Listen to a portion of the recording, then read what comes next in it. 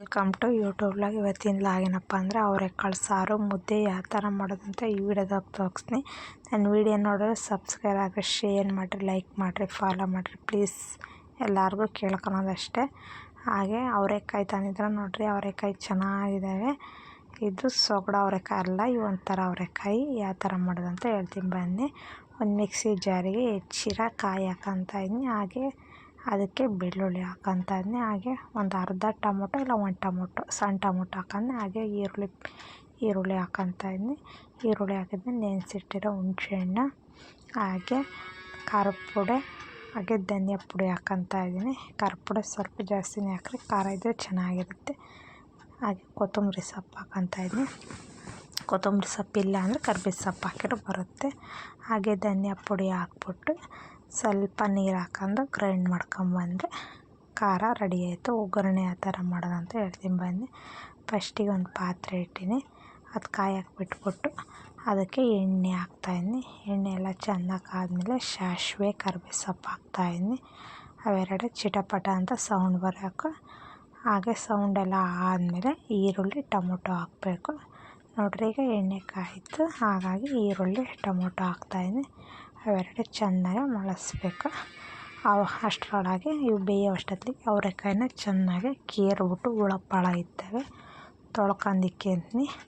ಹಾಗೆ ಕೇರ್ಬಿಟ್ಟು ತೊಳ್ಕೊಂಡು ಇಟ್ಕೊಂಡೆ ಅವರೆಕಾಯಿನ. ಈಗ ಮತ್ತೆ ಈರುಳ್ಳಿ ಟೊಮೊಟೊ ಚೆನ್ನಾಗಿ ಬೇಯಲಿ ಅಂತ ಮತ್ತೆ ಫ್ರೈ ಮಾಡ್ತಾಯಿದ್ದೀನಿ.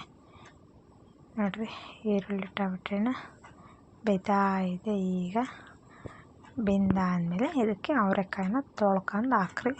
ಯಾಕೆಂದರೆ ಸೊಗಡಿರೋ ಅವರೆಕಾಯಿ ಅಲ್ಲ, ಹಾಗಾಗಿ ತಿಂಗಳವರೆ ಅಂತಾರೆ ಇವನ್ನ. ನೋಡ್ರಿ, ಈರುಳ್ಳಿ ಟೊಮೆಟೊ ಇನ್ನೂ ಸ್ವಲ್ಪ ಬೇಯಲಿ ಅಂತ ಮತ್ತೆ ಫ್ರೈ ಮಾಡ್ತಾಯಿದ್ದೀನಿ. ಈಗ ಒಂದು 5 ನಿಮಿಷ ಬಿಟ್ಟು ಬೆಂದೇ ಆಯಿತು. ಬೆಂದಾದ್ಮೇಲೆ ಅವರೆಕಾಯಿನೆಲ್ಲ ತೊಳೆದಿಟ್ಕೊಂಡಿದ್ದೆ. ತೊಳೆದಾದ್ಮೇಲೆ ಅವರೆಕಾಯಿ ಹಾಕ್ತಾಯಿದ್ದೀನಿ. ಅವರೆಕಾಯಿ ಒಗ್ಗರಣೆಗೆ ಹಾಕಿ ಚೆನ್ನಾಗಿ ಪಾಕ್ಸಿರೆ ಚೆನ್ನಾಗಿ ಬೇಗ ಬೇಯ್ತವೆ ಅವರೆಕಾಯಿ ಅನ್ನೋಕ್ಕೆ. ಒಂದು ಗಿಳ್ಳು ಅವರೆಕಾಯಿ ತಗೊಂಡು ಮಿಕ್ಸ್ ಮಾಡ್ತಾಯಿದ್ದೀನಿ. ಹಾಗೆ ರುಚಿಗೆ ತಕ್ಕಷ್ಟು ಉಪ್ಪು ಹಾಕ್ತಾಯಿದ್ದೀನಿ. ಉಪ್ಪು ಒಂದು ಸ್ವಲ್ಪ ನೋಡಿ ಹಾಕೊಳ್ರಿ. ಉಪ್ಪೆಲ್ಲ ಹಾಕ್ಬಿಟ್ಟು ಮತ್ತೆ ಚೆನ್ನಾಗಿ ಮಿಕ್ಸ್ ಮಾಡ್ತೀನಿ.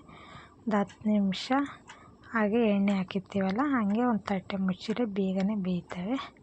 ಇದಕ್ಕೆ ಈಗಲೇ ಖಾರ ಒಯ್ಯಬಾರ್ದು. ಹಾಗಾಗಿ ಅವರೆಕಾಯಿ ಟೊಮೊಟೊ ಈರುಳ್ಳಿ ಸ್ವಲ್ಪ ಹಂಗೆ ಚೆನ್ನಾಗಿ ಪಾಗಿಸ್ಬೇಕು. ಅಲ್ಲಿವರೆಗೂ ಇದರಲ್ಲೇ ಒಗ್ಗರಣೆಯಲ್ಲೇ ಬೇಯಿಸಿ ಒಂದು 10 ನಿಮಿಷ. ಆಮೇಲೆ ಖಾರ ಒಯ್ದರೆ ಬೇಗನೆ ಬೆಂದೋಗ್ತವೆ. ನೋಡಿರಿ, ಈಗ ಅವರೆಕಾಳೆಲ್ಲ ಸ್ವಲ್ಪ ಹೊತ್ತು ಬೇಯಬೇಕು. ಹಾಗಾಗಿ ಒಂದು 10 ನಿಮಿಷ ತಟ್ಟೆ ಮುಚ್ಚಿಡ್ತಾಯಿದ್ದೀನಿ. ಒಗ್ಗರಣೆಗೆ ಪಾಕ್ಸಿರೆ ಬೇಗನೆ ಬೇಯ್ತವೆ, ಅದಕ್ಕೋಸ್ಕರ. ಈಗ ತಟ್ಟೆ ಮುಚ್ಚಿದಾದಮೇಲೆ ನೋಡಿರಿ, ಈಗ ಅವರೆಕಾಳೆಲ್ಲ ಬೆಂದೋಗಿದ್ದಾವೆ ಎಷ್ಟು ಚೆನ್ನಾಗಿ. ನೋಡಿ, ಅದ್ರಾಗೂ ಹೆಚ್ಚಿಕ್ಕಿ ನೋಡ್ತಾಯಿದ್ದೀನಿ. ಈಗ ಇದಕ್ಕೆ ಅವರೆಕಾಳೆಲ್ಲ ಬೆಂದಾದಮೇಲೆ ಇದಕ್ಕೆ ಖಾರ ಒಯ್ಯಬೇಕು.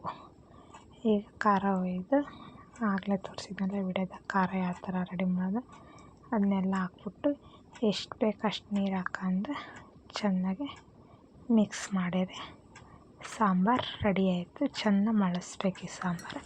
ಗಟ್ಟಿ ಬೇಕಾದ್ರೆ ಗಟ್ಟಿ ಮಾಡ್ಕೊಳ್ರಿ, ನೀರು ಥರ ಬೇಕಾದರೆ ಸ್ವಲ್ಪ ನೀರು ಥರ ಮಾಡ್ಕೊಳ್ರಿ. ಸಾಂಬಾರು ಮೀಡಿಯಮ್ ಮಾಡ್ಕೊಳ್ರಿ. ಸಾಂಬಾರು ನೀರಾದರೂ ತಿನ್ನಂಗಾಗಲ್ಲ ಅವರೆಕಾಳು ಸಾಂಬಾರು. ಹಾಗಾಗಿ ನಾನೊಂದು 4 ಜನದಿಂದ 5 ಜನಕ್ಕೆ ಒನ್ ಟೈಮಿಗೆ ಅಷ್ಟೇ ಮಾಡ್ತಾಯಿರೋದು ಸಾಂಬಾರು. ಚೆನ್ನಾಗಿ ಮಳ್ಳಕ್ಕೆ ಬಿಡ್ತಾಯಿದ್ದೀನಿ. ನೋಡಿರಿ, ಈಗ ಅವರೆಕಾಳು ಸಾರು ಎಷ್ಟು ಚೆನ್ನಾಗಿ ಮಳ್ತಾಯಿದೆ. ಈ ಮಳ್ಳಿರೋ ಅವರೆಕಾಳು ಸಾಂಬಾರಿಗೆ ಮುದ್ದೆ ಹಾಕ್ಕೊಂಡು ಊಟ ಮಾಡಿದ್ರೆ ಚೆನ್ನಾಗಿರುತ್ತೆ, ಇಲ್ಲ ಅನ್ನ ಸಾರು ಜೊತೆಗೆ ಉಂಡ್ರೆ ಚೆನ್ನಾಗಿರುತ್ತೆ. ನಾವು ಮುದ್ದೆ ಸೈಡಿಗೆ ಈರುಳ್ಳಿ ಹಾಕ್ಕೊಂಡು ಊಟ ಮಾಡ್ತಾಯಿದ್ದೀನಿ. ಸೂಪರಾಗಿತ್ತು. ಎಲ್ಲರೂ ಸಬ್ಸ್ಕ್ರೈಬರ್ ಆಗಿರಿ. Thank you.